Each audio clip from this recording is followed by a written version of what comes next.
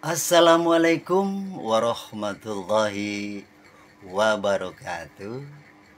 Salam sejahtera, salam persaudaraan, salam cinta kasih sayang, rukun dan damai untuk seluruh umat manusia sedunia.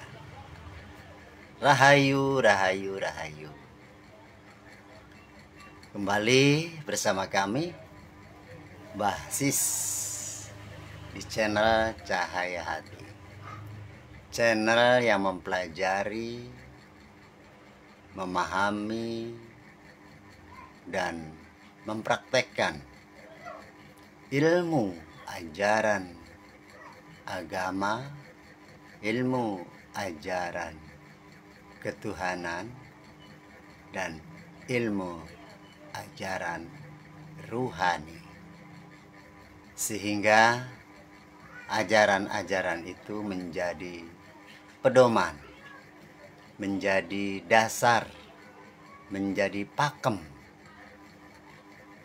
akan laku hidup, akan perjalanan hidup seorang manusia di dunia.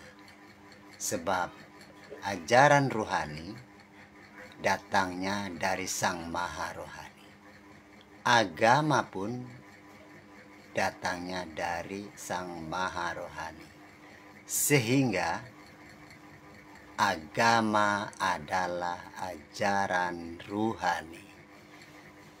Baik, pada kesempatan kali ini saudara-saudaraku yang beriman dimanapun Anda berada, mari santai kita berbincang-bincang ya tentang ajaran agama, ajaran ruhani, ajaran ketuhanan,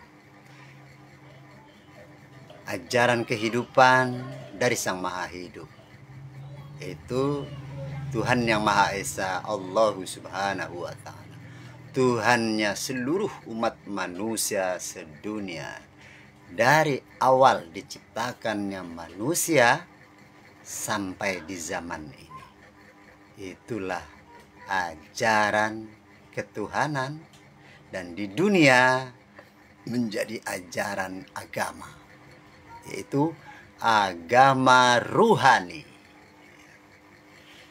Ini mungkin menjadi sesuatu pertanyaan, sesuatu yang menggelitik untuk seluruh umat manusia di dunia tentang agama. Ya, yang sementara ini agama yang dielu-elukan, agama yang menjadi kontroversi, agama menjadi permasalahan hidup untuk seluruh umat manusia sedunia. Karena di dunia ini manusia mempunyai keyakinan, kepercayaan melalui ajaran agama. Nah, disinilah pentingnya. Maka saya atas perintah guru, atas tugas dari guru untuk menyampaikan hal-hal yang berkenaan dengan ajaran agama, ajaran kehidupan, ajaran tentang laku hidup manusia di dunia, karena manusia adalah makhluk ciptaan Tuhan Sang Maha Hidup. Nah, inilah jadi kesempatan ini bahwa agama itu adalah ajaran ruhani dari Sang Maha Rohani, Tuhan yang Maha Esa. Inilah agama kodim, agama yang satu, agama hakikat, untuk mencapai pada tatanan kemakrifatan, yaitu kenal, tahu, dan bertemu akan Tuhan. Tuhan yang maha rahasia, dia mempunyai sistem kerasulan, sistem kehidupan, sistem utusan, dan utusan yang di dunia itulah wakil Tuhan di maha rahasia. Siapakah wakil Tuhan di dunia? Dialah utusan-utusan, rasul-rasul, kekasih-kasih, khalifah-khalifah yang membawa ajaran agama samawi, ajaran agama langit, agama kodim, agama ruhani. Ya, seperti itu saudara-saudaraku. Perlu dipahami, ya, mari santai, mohon maaf hal ini supaya tidak menjadi tegang lah dalam memahami ajaran agama. Kita pun santai-santai saja seperti itu. Yaitu sembari merokok, sembari mengopi, ya. Tidak perlu terlalu terlalu menjadi fanatik, ya.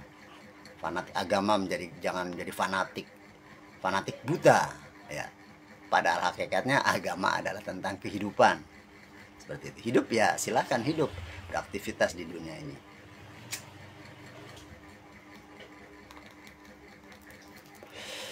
Namun jika penyampaian kami dalam hal ini ada kekurangan, namanya kami sedang belajar dengan guru. Nah, kami belajar di sekolah tinggi ilmu ketuhanan, Majelis Zikir Tarekat Naksabandia. Nah, ilmu yang mempelajari tentang ajaran kehidupan, ajaran hidup, laku hidup, praktek hidup, ajaran ruhani. Ruhani unsur Tuhan yang rahasia dan mewujud ke dunia, menempati wadah jasmani, bersemayam di jasmani, menguasai jasmani. Sama halnya seperti Tuhan menguasai dunia dan akhirat. Seperti itu. Yang menguasai dunia dan akhirat adalah Tuhan. Yang menguasai metafisika dan fisika adalah Tuhan. Yang menguasai diri kita jasmani ini ya adalah metafisika, yaitu ruhani. Seperti itu saudara-saudaraku. Ya, pahami. Ini pembaharuan perbaikan ajaran agama. Perlu kita ketahui bersama saudara-saudaraku bahwa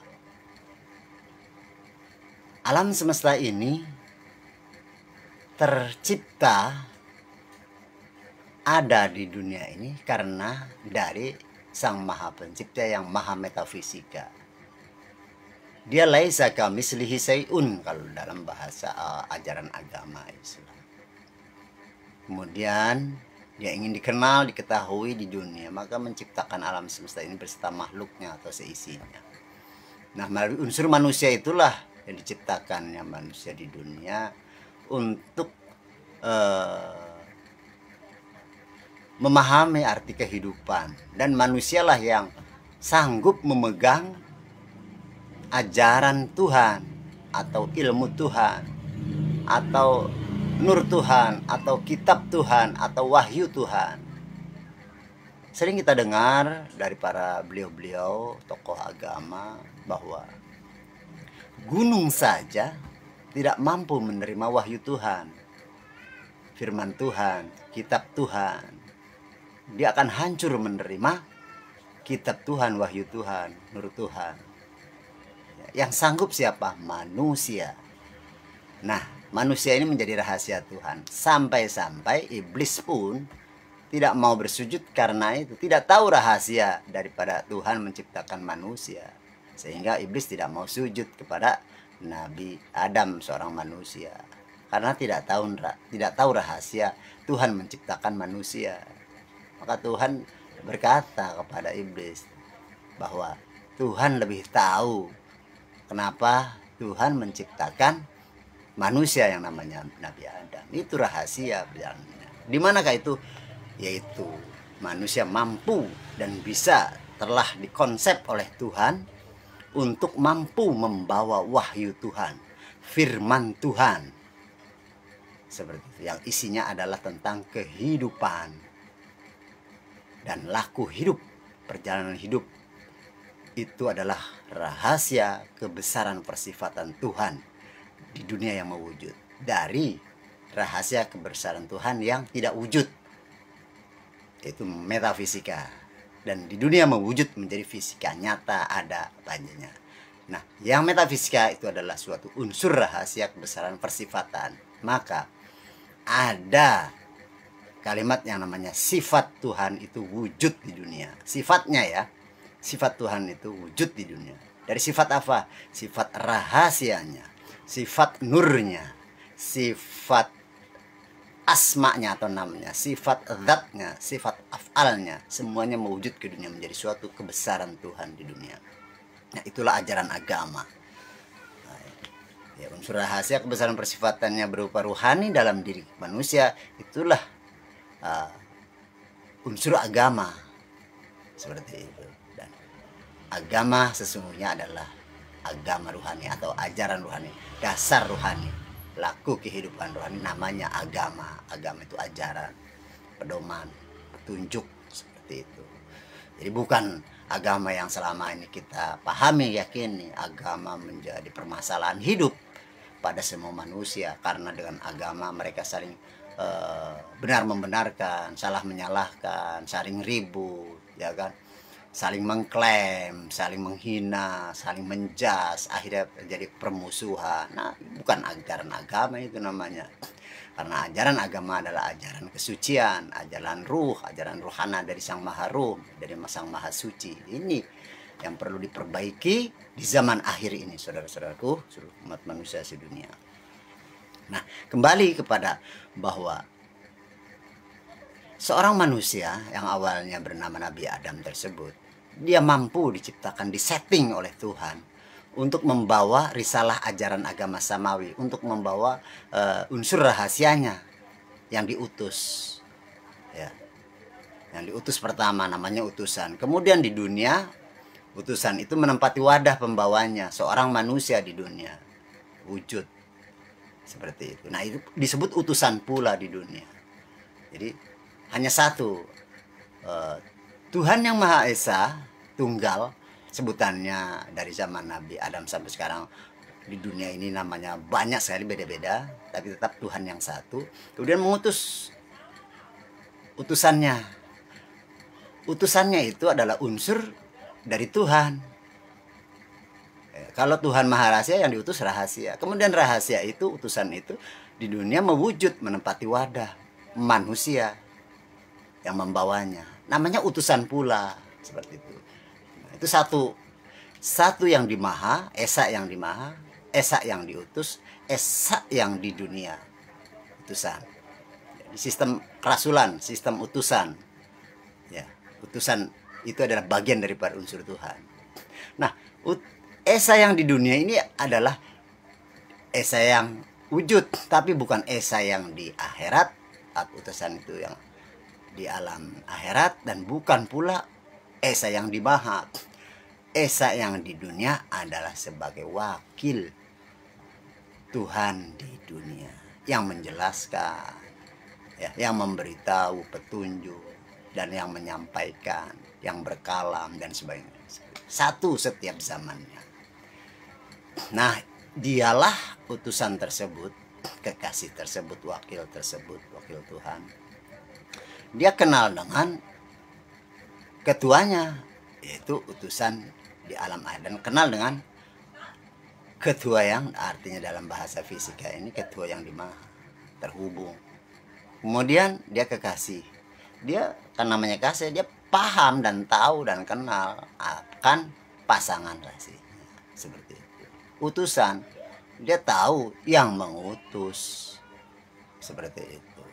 Nah, inilah yang penting pemahaman ini, dan inilah ajaran agama, ajaran awal sampai akhir di dunia, dan di dunia disampaikan tentang ajaran awal. Nah, jadi ajaran awal adalah ajaran kodim atau ajaran kidam. Di dunia namanya agama, ya kan, pedoman, dasar, hukum, undang-undang, ajaran, ya, laku untuk dipraktekkan. Di dunia mewujud, di alam akhiratnya, alam di atasnya dunia, namanya alam persifatan, ya, berupa frekuensi, seperti itu, yang di dunia mewujud menjadi potensi. Dan untuk memanfaatkan potensi dan frekuensi menuju pada suatu gelombang, ya, gelombang Tuhan, sehingga terhubung. Potensi membawa frekuensi, dan potensi dan frekuensi membawa gelombang. Nah, itu. Jadi linear, itulah ilmiahnya seperti itu kurang lebihnya. Nah, kembali kepada ajaran yang dibawa oleh seorang manusia di dunia sebagai kekasihnya, sebagai utusannya. Nah, inilah disebut dengan di dunia ini sebagai guru rohani yang zahir. Ya, guru rohani yang zahir yang setiap zamannya hanya ada satu.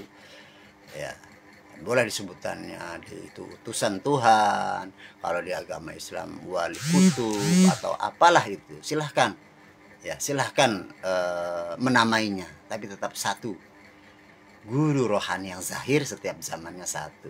Di balik guru rohani yang zahir ada guru rohani yang tidak zahir, unsur Tuhan, rohani utusan Tuhan, Nur Muhammad, Nur Ilahiyah, seperti yang disebut kalau dalam syairnya Mbah Kudur, Mbah Gusdur, syair tanpa watan namanya guru waskito atau guru sejati. Kalau dalam Nasrani namanya Ruhul Kudus. Kalau di Buddha namanya Hindu namanya Atman. Ya kan, kalau di Buddha apa itu namanya seperti itu. Di setiap agama ada seperti itu. Nah, inilah agama yang satu. Ya, di seluruh dunia. Agama yang satu adalah agama ruhani. Agama ruhani adalah agama untuk seluruh umat manusia sedunia.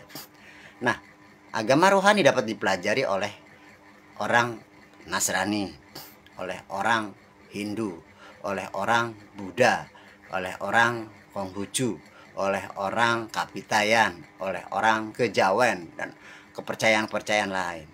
Karena orang-orang atau manusia-manusia yang mempelajari keyakinan tersebut, agama tersebut, adalah di balik manusia itu ada unsur ruh, unsur rohani. Nah, ajarannya ajaran ruhani. Nah, ini permasalahannya di sini. Seluruh ajaran agama tidak bertemu dengan tadi yang satu, pembawa nur Tuhan, wasilah. Ya, sebagai wasilah, guru rohani yang zahir tersebut. Ya, mereka masih memakai guru-guru yang sudah tiada, yang sudah berlindung. Maka sulit. Padahal Tuhan sudah membuat sistem. Setiap zamannya ada guru rohani yang zahir, pembawa risalah ajaran agama samawi. Nah, itu yang harus dicari oleh para pemeluk agama dimanapun juga. Karena agama rohani dibawa oleh manusia rohani. Yang manusia rohani itu adalah manusia yang sudah bersama Tuhan. Maka carilah manusia yang sudah bersama Tuhan, karena kita tidak mampu langsung kita bersama Tuhan, tidak mampu, harus ada pembimbingnya, harus ada yang memimpin kita dalam mempelajari dan praktek agama ruhani, laku hidup, perjalanan hidup. Sesungguhnya yang ada di jasmani kita ini adalah yang menguasai adalah unsur rohani. Itu ajaran rohani, ajaran kehidupan. Ya, inilah agama yang satu di seluruh dunia, yaitu agama rohani. Seperti itu, saudara-saudaraku. Nah, manusia ada unsur itu, dan ada manusia yang sudah dipakai, ya, yang telah dikehendaki dan ditunjuk oleh Tuhan untuk membawa ajaran itu. Namanya manusia yang sudah bersama Tuhan. Itulah guru rohani yang zahir, seperti itu. Dan kami bersekolah di sekolah itu, di kampus itu, bersama guru rohani yang zahir. Sehingga kami mendapatkan mandat untuk menyampaikan ini dari guru kami. Ya. Tuhan yang Maha Esa adalah maha metafisika, yang diutus unsur metafisika. Kemudian metafisika di dunia mewujud menjadi fisika. Ini ilmiahnya tentang ilmiah suatu unsur. Ya. Wujud fisika adalah potensi. Metafisika yang diutus adalah berupa frekuensi. Dan Tuhan sendiri adalah gelombang. Gelombang apa? Gelombang kehidupan. Saudara-saudara, ya. Gelombang kehidupan. Seperti itu. Ini harus dipahami. untuk seluruh umat manusia sedunia. Kita jangan ragu-ragu, perlu perenungan, perlu pemahaman, perlu pemikiran dalam hal ini memang. Ya. Jadi tidak taat taklid sembrono, ya. Dogma-dogma ajaran agama masa lalu perlu direnungkan kembali, ya, dengan penyampaian kami ini. Ya, agama hanya dibaca terus. Contoh soal, maaf, beri maaf. Kami pun berkeyakinan agama Islam.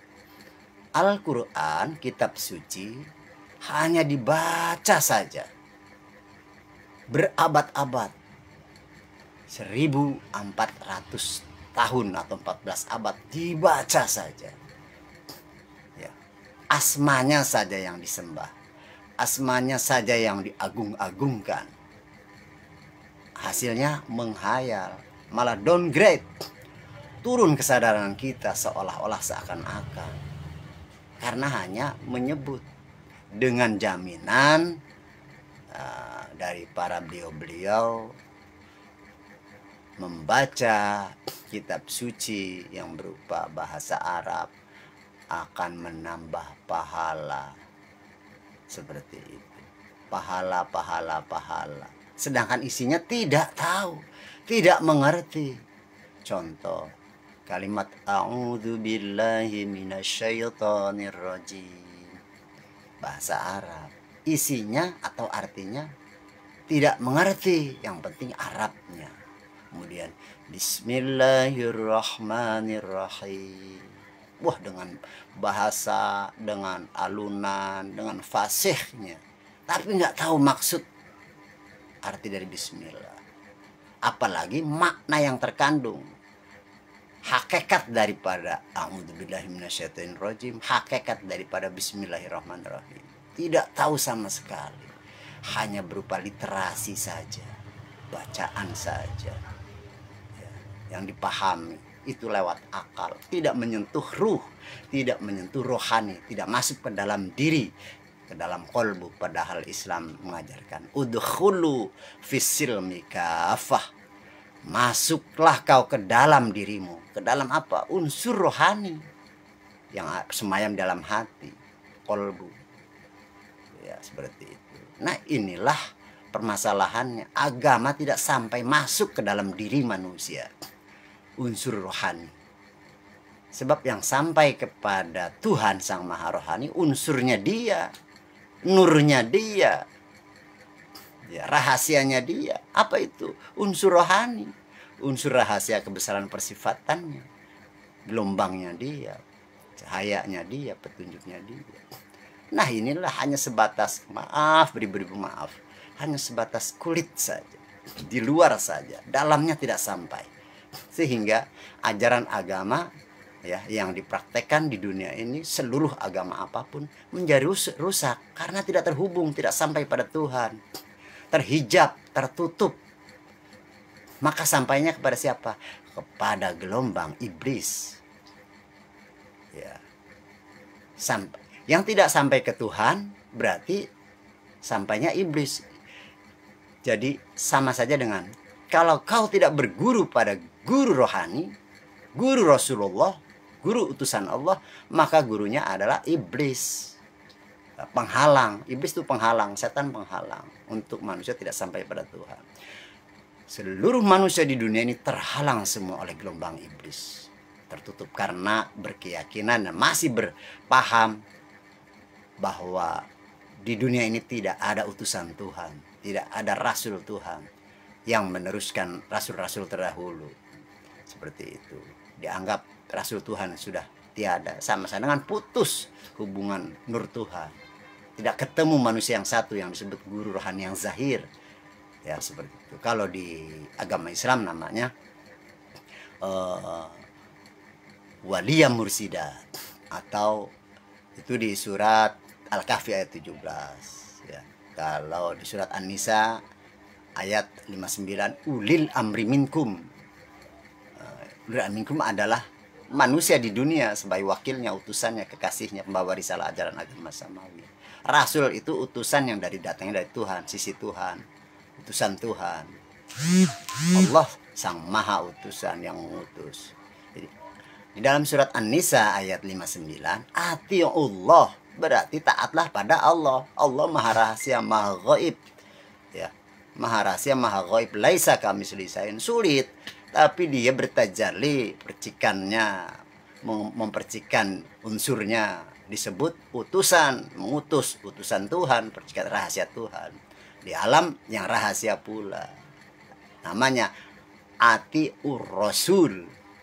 Ya, taatlah pada rasul, taat pada utusan, taat pada gelombang Tuhan, taat kepada nur Tuhan yang diutus, taat kepada percikan Tuhan, cahaya Tuhan yang diutus. Seperti itu. Namanya Nur Muhammad, ya, namanya Rasulullah. Nur Muhammad ya nur daripada nur Allah yang diutus namanya. Nur ya Allah yang diutus namanya Nur Muhammad, nur kekasihnya, pasangan Allah. Pasangan yang diutus ya. Itu berhubungan seperti itu. Nah, Nur Muhammad, Rasulullah. Rasulullah artinya utusan Allah, unsur Tuhan yang diutus.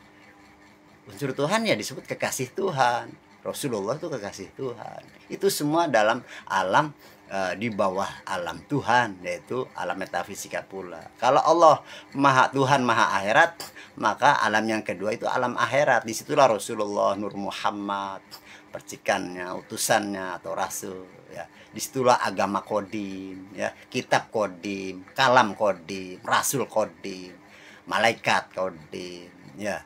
Kemudian apa lagi tuh, kodok dan kodar, hari pembalasan dan sebagainya, itu di alam itu. Kemudian di dunia mewujud itu semua, karena itu sebuah persifatan yang di alam akhirat itu mewujud ke dunia, menempati wadah pembawanya, menjadi unsur ajaran agama seperti itu.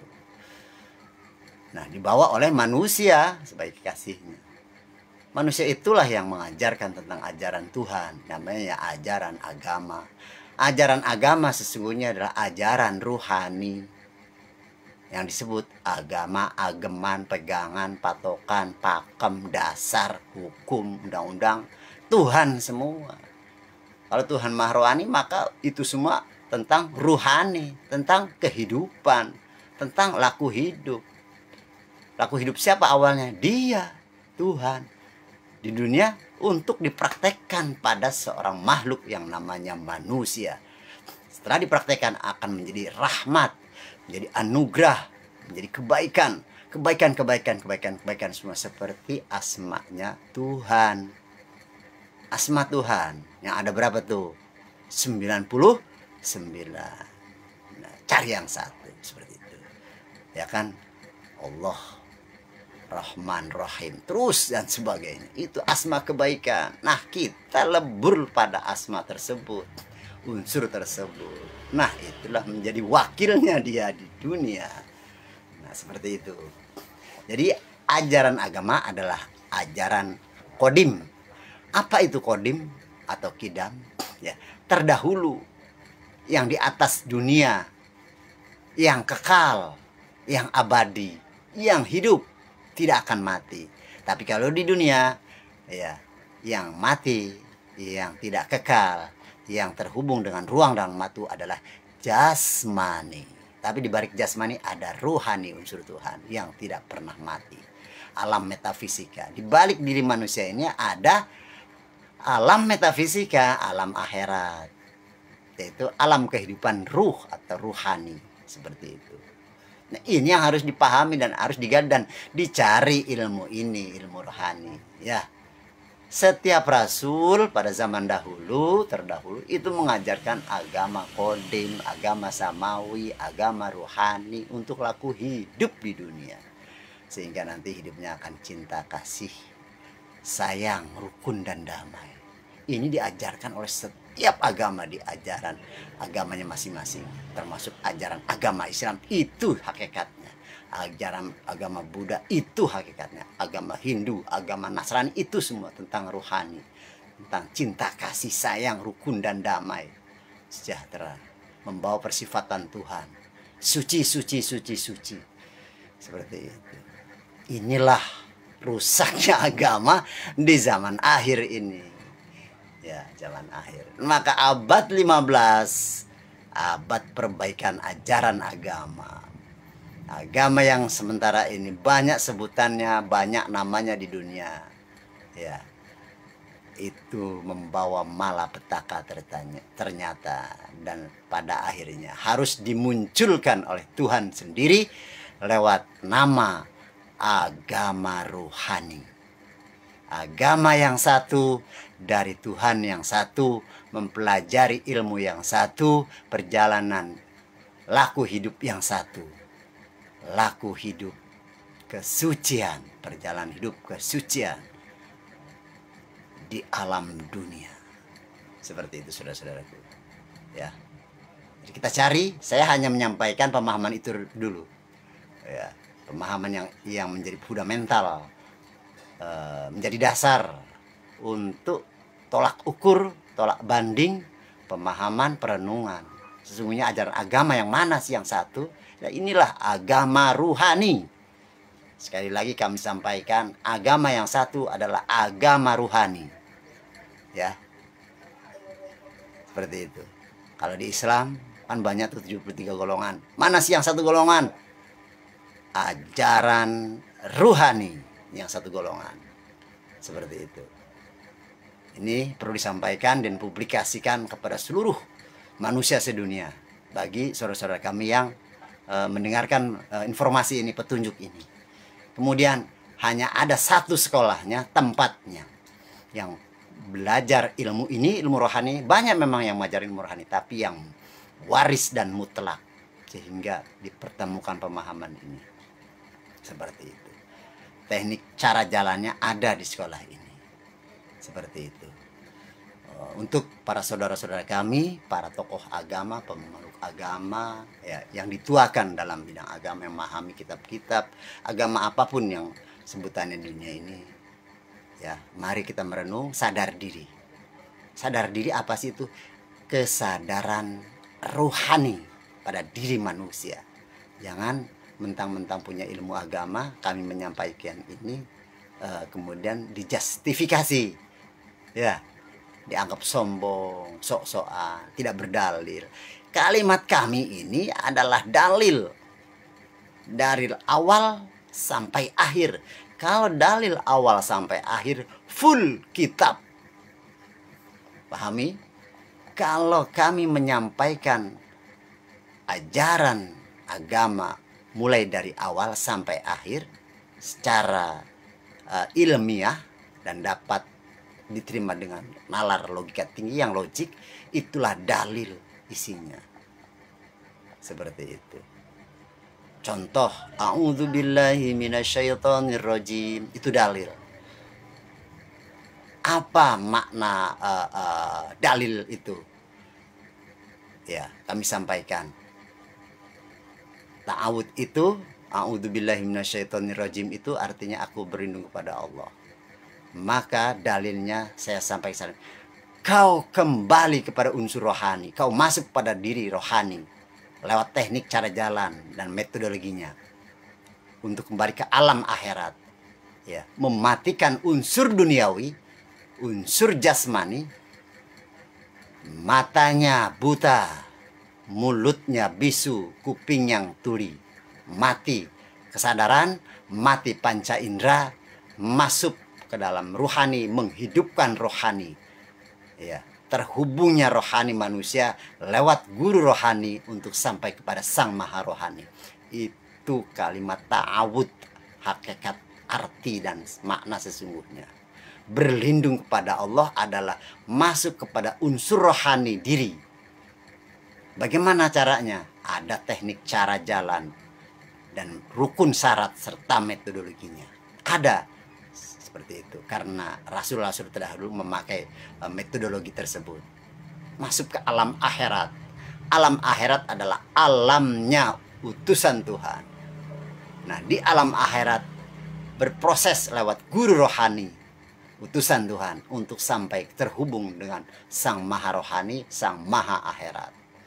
Itu kalimat ta'awud. Setelah masuk berlindung kepada Allah, terhubung pada Allah, baru dia disebut Bismillahirrahmanirrahim, yang artinya dengan menyebut nama Tuhan, nama Allah yang Maha Penyayang.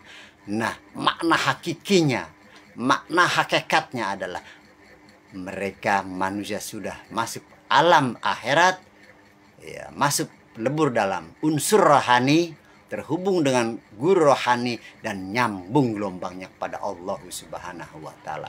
Sehingga di dunia manusia itu sudah bersama sir Tuhan, nur Tuhan atau cahaya Tuhan atau ilmu Tuhan, dengan asma Tuhan atau nama Tuhan, dengan sifat Tuhan, dengan zat Tuhan, dengan af'al atau geraknya Tuhan. Semuanya full Tuhan, semua yang ada di diri manusia itu. Maka dialah manusia itu disebut bersama Tuhan. Bersama Tuhan, bersama rahasianya, bersama cahayanya, bersama nurnya, bersama petunjuknya, bersama ilmunya, bersama asma, zat, sifat, af'al, mewujud semua di manusia tersebut. Itu kalimat inti hakikat, arti hakikat daripada bismillah. Hidup bersama Tuhan. Hidup bersama Tuhan berarti hidupnya kasih dan sayang. Bismillah itu dalil yang kami sampaikan itu. Nanti menyebutnya sih. Jangan apa-apa, itu manusia itu atau basis itu bercerita, berdakwah atau menyampaikan kajian, menyampaikan pemahaman tidak pakai dalil. Dalil kami dalil kodim, karena belajar ilmu kodim, ya, ilmu rahasia, ilmu rohani, ya, yang semuanya kodim seperti itu dan mewujud ke dunia. Semua ayat-ayat suci Al-Quran itu menjadi laku hidup bagi manusia-manusia yang sudah bersama Tuhan. Menjadi kitab yang berjalan, menjadi Al-Quran yang berjalan. Seperti siapa? Mencontoh seperti junjungan Nabiullah Muhammad Sallallahu Alaihi Wasallam. Beliau adalah uswatun manusia di zamannya sampai zaman ini. Beliau adalah kitab yang berjalan. Maka harus uswatun hasanah, mencontoh, jangan bicara umat Nabi Muhammad, mengagung-agungkan Nabi Muhammad, tapi tidak mencontoh sedikit pun uswat pada Nabi. Salat tidak husu, salat tidak mi'raj, ya. Al-Quran hanya dibaca, kitab suci hanya dibaca, tapi tidak menjadi laku hidup. Salah besar. Renungi, pahami dan pikirkan untuk saudara-saudara kami, umat manusia dimanapun yang beragama. Seperti itu. Semua kitab-kitab jangan kau baca saja, jangan kau publikan saja atau dakwahkan, tapi menjadi laku hidup pada diri masing-masing manusia. Sehingga kitab itu adalah kitab laku diri, perjalanan diri yang ada hanya dirimu sendiri bersama Tuhan. Itu kitab harusnya menjadi itu, menjadi laku diri, perjalanan dirimu sendiri bersama Tuhan, yang lain tidak ada. Seperti itu. Inilah ajaran sesungguhnya, inilah agama sesungguhnya, inilah wahyu sesungguhnya, inilah firman sesungguhnya. Seperti itu. Perlu sama-sama kita pahami bersama, saudara-saudaraku. Ini hanya penyampaian dari kami selaku murid, yang ilmu ini juga bukan milik saya, ya, bukan punya saya. Ini semua punya guru, ya. Saya hanya belajar pada beliau yang mulia, Tuhan guru kami, yang begitu cinta kasih pada kami, dan kami diajarkan akan arti kehidupan, kehidupan yang mulia, kehidupan yang abadi, yaitu kehidupan ruhani. Itulah kehidupan abadi. Kau kembali, kita semua harus kembali kepada kehidupan yang kekal, kembali jalan pulang, kembali pada unsur rohani, karena kita yang wujud ini adalah unsurnya dia. Seperti itu, yang mewujud pada jasmani kita sebagai alat, sebagai wadah, sebagai tempat untuk diperlihatkannya kebesaran dia. Kalamnya kami adalah kalamnya dia, ya. Sifatnya kami adalah sifatnya dia, ya. Kalau ada yang salah, itu sifat kami sendiri yang doif. Seperti itu.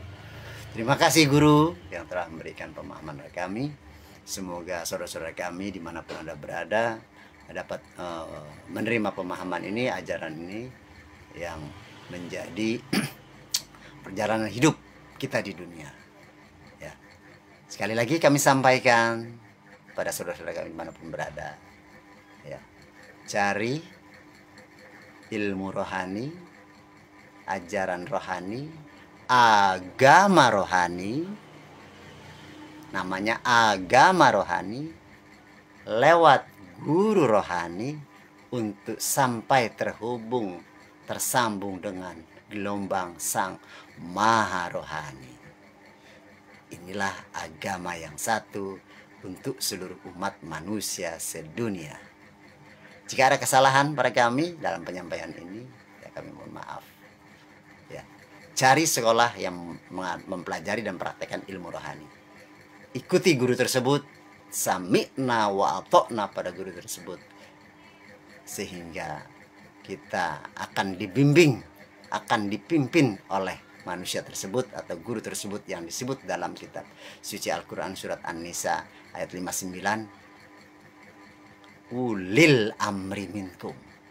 Dialah laqad ja'akum rasulun min anfusikum, dan dialah falam tajidalahu waliyam mursida, dan dialah wabtaghu ilaihil wasilah untuk wajahidu fisabilihi di dunia.